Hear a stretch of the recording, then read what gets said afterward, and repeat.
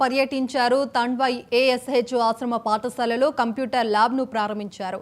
అనంతరం జంగాలపల్లిలో సన్నబియ్యం పంపిణీ కార్యక్రమానికి హాజరయ్యే లబ్ధిదారులకు సన్నబియ్యం అందించారు.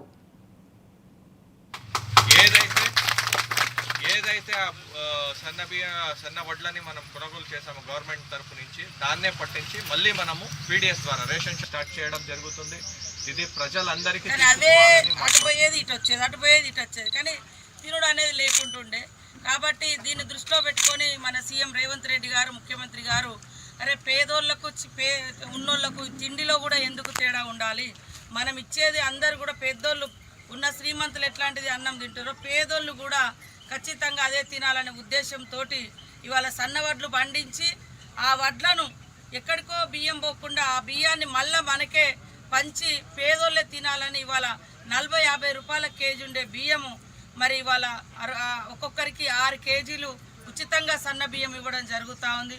మీకు అందరికీ తెలుసు, ఒకప్పుడు పేదోళ్లకు గడక, గంజి, అంబలి లేదా నూక బియ్యము అట్లాంటిది ఉండేది కొన్నేళ్ల క్రితం. తర్వాత కాంగ్రెస్ ప్రభుత్వంలో అప్పుడు సోనియమ్మ గారు ఒక చట్టం తెచ్చింది.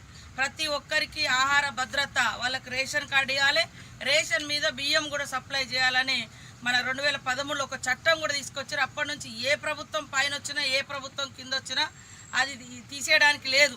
ఖచ్చితంగా పేదోళ్ళకి అందరికీ బియ్యము పంపిణీ చేయాలి, నువ్వు కొని అయినా పర్వాలేదని ఆ చట్టం తేవడంతో ఇవాళ ఈ రకంగా మనకు ఏ ప్రభుత్వాలన్నా ఆ బియ్యం ఇచ్చుడు అనేది పక్కాగా నడుస్తూ ఉంది. అట్లనే ఇప్పుడు 100 రోజుల పనికి కూడా పోయారు.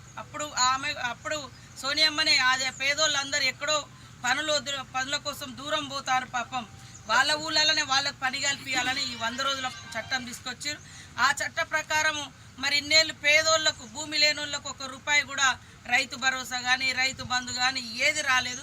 కాబట్టి 20 రోజులు కూలీ చేసినటువంటి వాళ్ళందరికీ కూడా మరి 12,000 రూపాయల సంవత్సరంలో ఇస్తాను. మొన్న 6,000 ఇచ్చినాం. మళ్ళా మన వర్షాకాలంకు మళ్ళీ 6,000